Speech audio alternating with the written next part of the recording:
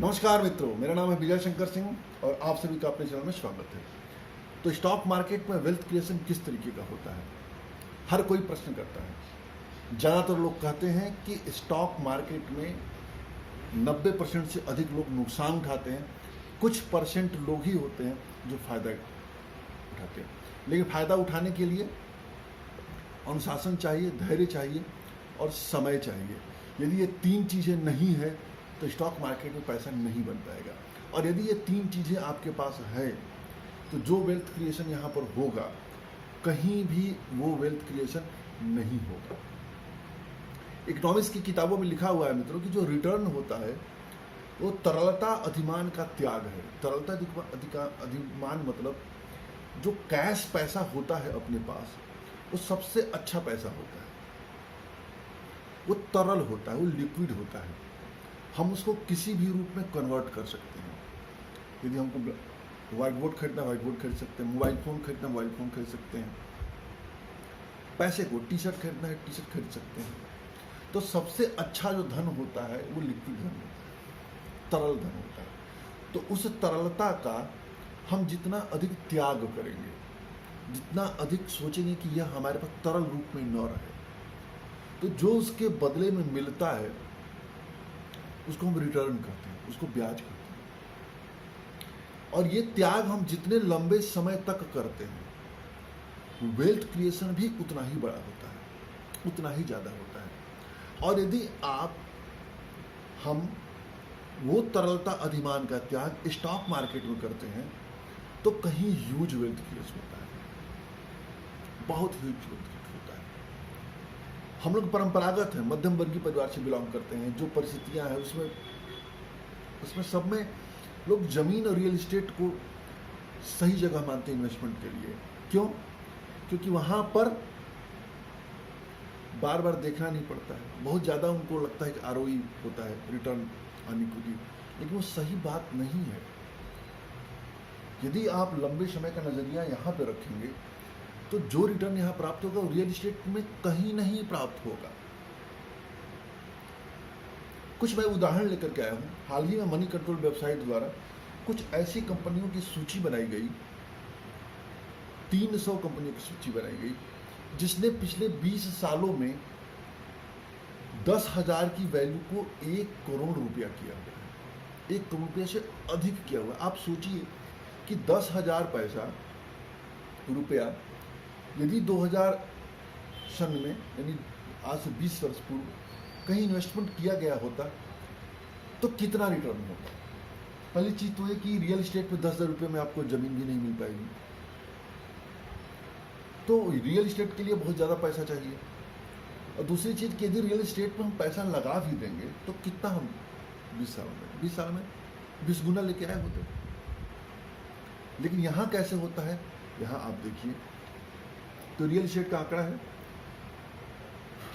जो 10,000 की वैल्यू को 20 सालों में कितने करोड़ किए हुए हैं। मैं शीर्ष से उसकी सूची बता रहा हूं। तो पहले नंबर पर सूची है मित्रों, वो है पीआई इंडस्ट्री।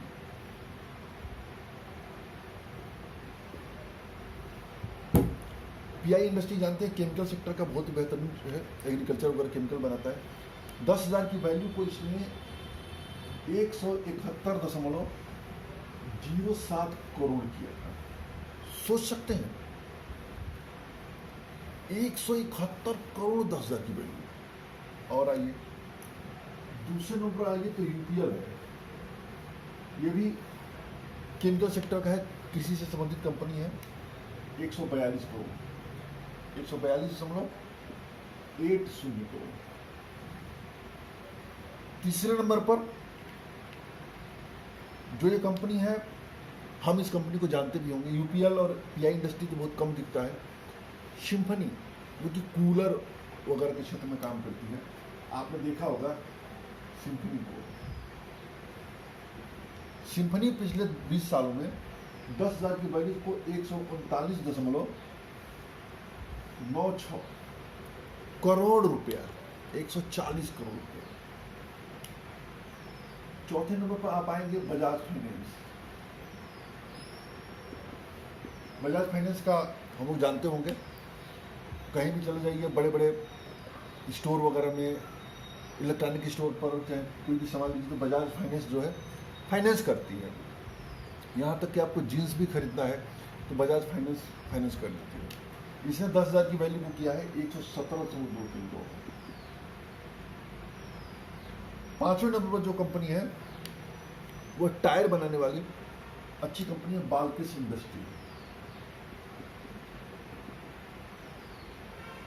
ट्रकों के, ट्रैक्टर के बहुत बड़े बड़े बनाते हैं। इसने 116.5 करोड़। 6ठे नंबर पर जो कंपनी है वो है ऑटो सेक्टर की कंपनी, ऑटो पार्ट बनने वाली कंपनी है, नेस्को। इसने 10,000 की 20 सालों में 79.58 करोड़। सोचिए। आगे आते हैं, 7वें नंबर पर सीमेंट कंपनी है श्री सीमेंट। इसने 10,000 की वैल्यू को किया है 76.52। 76.52 करोड़। सोचिए। 8वें नंबर पर है बिनती ऑर्गेनिक्स।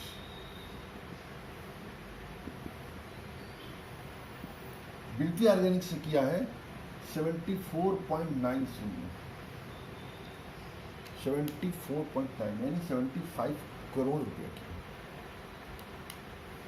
9वें नंबर पर आयसर मोटर। आयसर को हम लोग जानते हैं जो रॉयल इनफील्ड बुलेट बनाती है। इसने जो है 60.42। 10वें नंबर पर जो कंपनी है वो कंपनी है रतनमणि मेटल।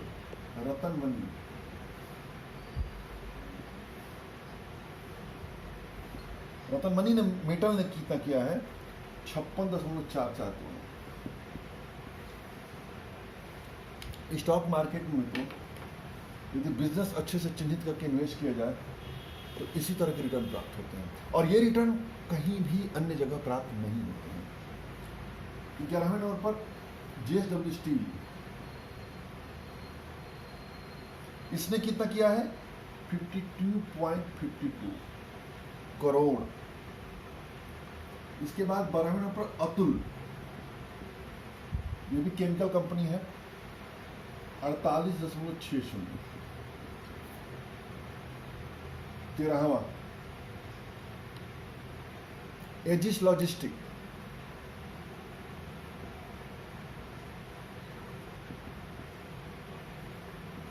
एजिस लॉजिस्टिक ने किया हुआ है 46.98 करोड़। 14वें नंबर पर जो कंपनी है वो है यूकेन इंडिया।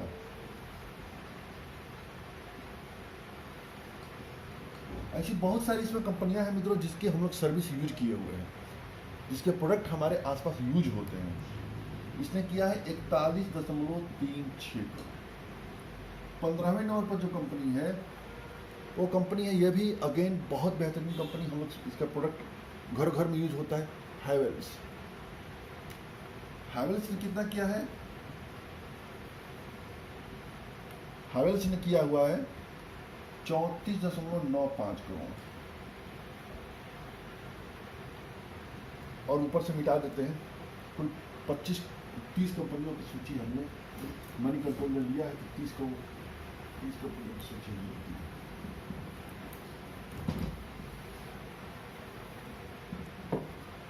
हैवेल्स के बाद आता है कोटक महिंद्रा बैंक। 17वें नंबर पर कोटक महिंद्रा बैंक।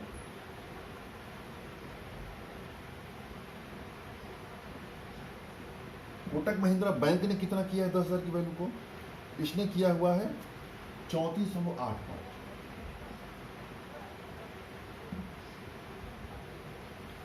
18वें नंबर पर जो कंपनी है वो कंपनी है टाइटन। टाइटन को लोग जानते ही हैं, टाइटन ने तनिष्क का शोरूम वाली टाइटन की घड़ियां। इसने 10,000 की वैल्यू किया है 33.5। 19वें नंबर पर जो है वो कंपनी है ब्लिस जीवियस फार्मा, नहीं सॉरी, अवंती फीड्स, ये मछली पालन से संबंधित बनाती है प्रोडक्ट वगैरह। इसने कितना किया है? इसने किया है 32.14। 20वें नंबर पर कंपनी है ब्लिस जीवियस फार्मा, इसने किया है 32.05। 21वें नंबर की कंपनी जो है टीटीके प्रेस्टीज, जो कि कुकर वगैरह बनाती है, किचन वेयर पे है, टीटीके प्रेस्टीज। टीटीके प्रेस्टीज कितना है? 28,900। 26 हिंदुस्तान नहीं, नेटको फार्मा, नेटको फार्मा ने कितना किया है? 28,008। 27वें नंबर पर कंपनी है जेएम फाइनेंशियल। जेएम फाइनेंशियल ने कितना किया है? 24,58। 28वें नंबर की कंपनी है, सॉरी नंबर गलत हो गया है, 20, 21, 22, 23, 24। 24वें नंबर की कंपनी हिंदुस्तान जिंक।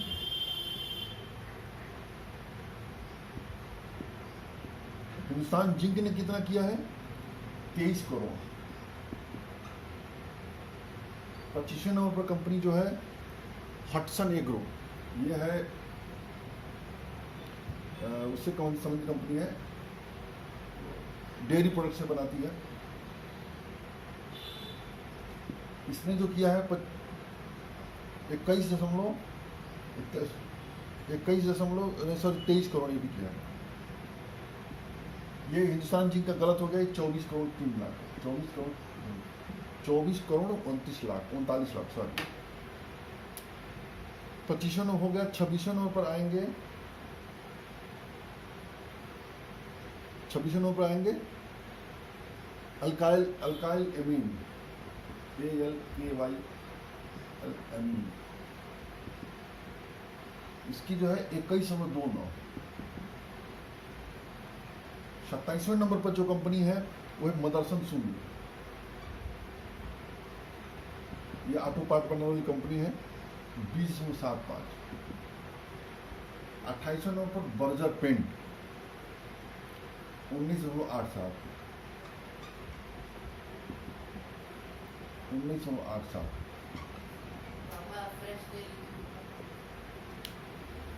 इसके बाद सत्यम इंडस्ट्री 18.34 करोड़ और किर्लोस्कर 18.07 करोड़।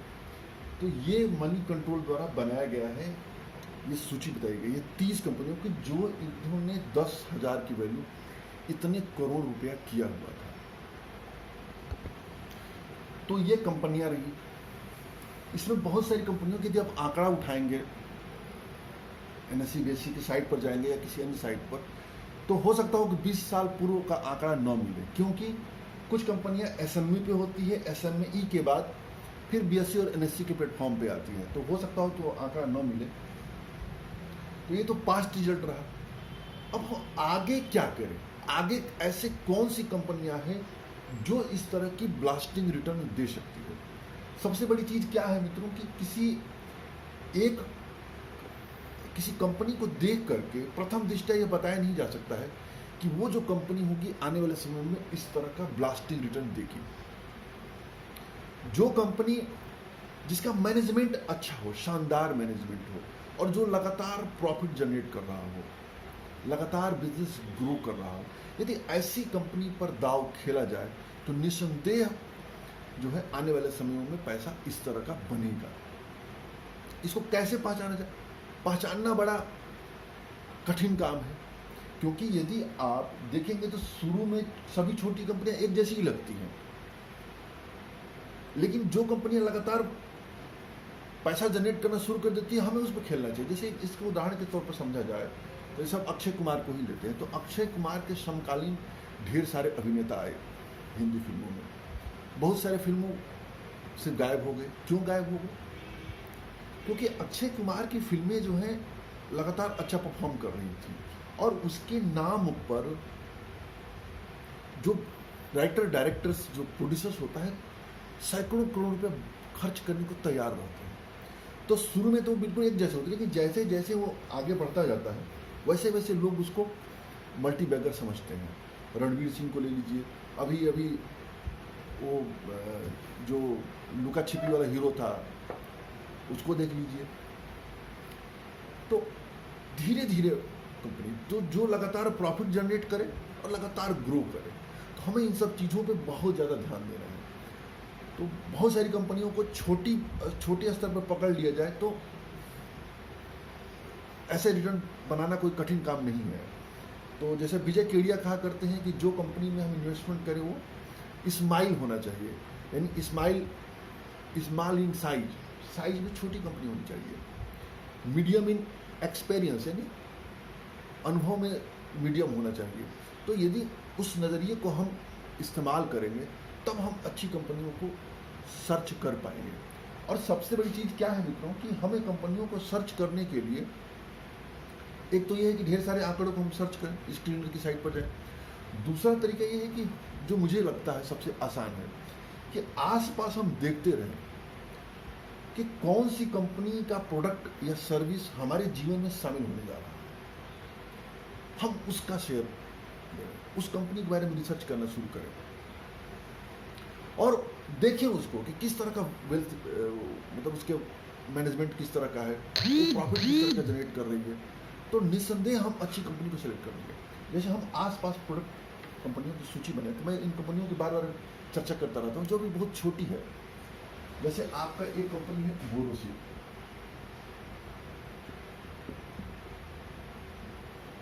बोरोसिल क्या बनाती है? किचन से संबंधित क्रॉकरी और ग्लास से संबंधित सामान बनाती है।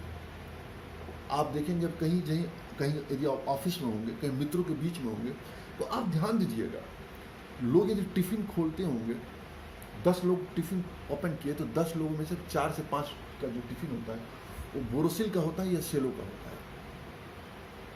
तो बोरोसिल अभी कंपनी की जो मार्केट कैपिटल है अभी मुश्किल से 1700 करोड़ के आसपास है,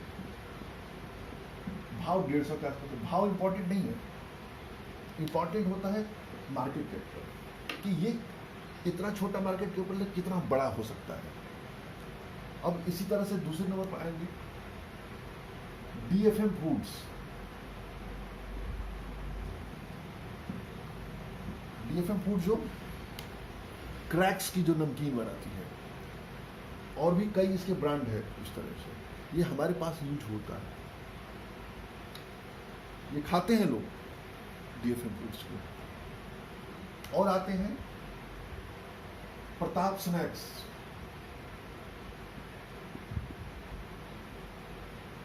ये भी बहुत छोटी कंपनी है, प्रताप स्नैक्स को रखिए। चौथे नंबर पर आएंगे IDFC फर्स्ट बैंक।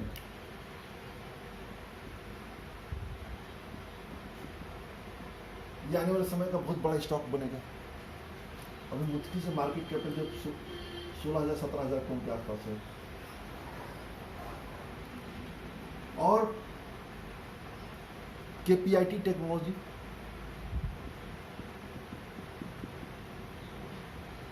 और बिरला सॉफ्टवेयर,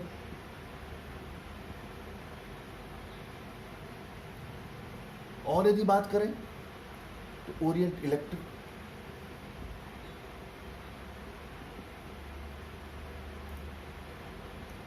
और भी इस तरह से बहुत छोटी कंपनियां हैं।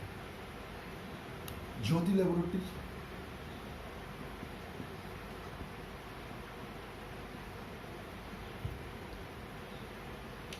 कृति न्यूट्रिएंट्स,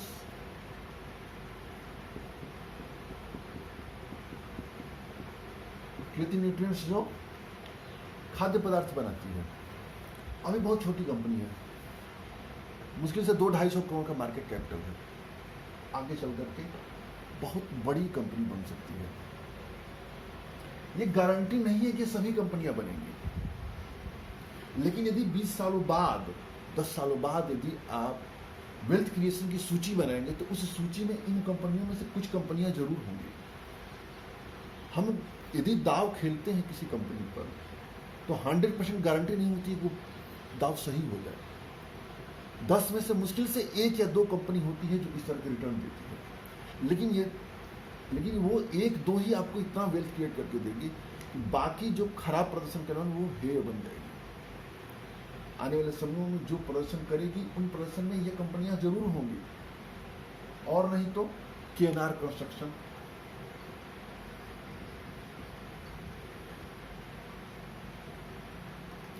और एक और फार्मा सेक्टर की कंपनी है, बहुत तेजी से बढ़ रही है, वैलिएंट ऑर्गेनिक्स। अभी हाल ही में ये BSC में आई थी, अब NSE के प्लेटफॉर्म पे आने वाली है, फार्मा कंपनी है। ऐसी बहुत सारी कंपनियां। हमें अपनी नजरें खुली रखनी है, देखते रहना है कौन सा प्रोडक्ट हमारी कंपनी में, हमारे मतलब प्रोडक्ट डेली यूज में आ रहा है। तो यदि हम उस पर दाव खेलेंगे तो निश्चित तौर पर हम बड़े वेल्थ क्रिएटर को देख लेंगे। इसी तरह से एक हिम्मत संघ का शीट है, कभी जाइए कहीं तो तौलिया वगैरह देखिए, तौलिया, कपड़े, नाम तो हिम्मत सिंह का सीड है, लेकिन कपड़े बनाने का काम करते हैं। छोटी कंपनी, बहुत बड़ी कंपनी। एक और कंपनी है हेस्टर बायोसाइंस, जो पशुपालन से संबंधित टीका, पशुओं के टीका वगैरह कई सेक्टरों में काम करती है, हेस्टर बायोसाइंस, उसको आप देखिए। एक और कंपनी है कामधेनु जो सरिया और पेंट बनाती है, बहुत बड़ा सेगमेंट है पेंट, उसको भी देख सकते हैं। ऐसी ही है, आप सर्च करते रहिए, देखते रहिए कि आसपास कौन सी ऐसी कंपनी है जो प्रोडक्ट लगातार बढ़ रहे हैं, जिसको हम यूज हो रहे हैं, हमारे जीवन में शामिल हो रहा है। तो ऐसे को फोकस करेंगे तो निसंदेह हम अच्छी कंपनी को सेलेक्ट करेंगे। तो आज के लिए इतना ही मित्रों, उम्मीद है वीडियो पसंद आया होगा। कोई जानकारी चाहिए, कोई प्रश्न चाहिए तो जरूर पूछिए। जय हिंद, जय।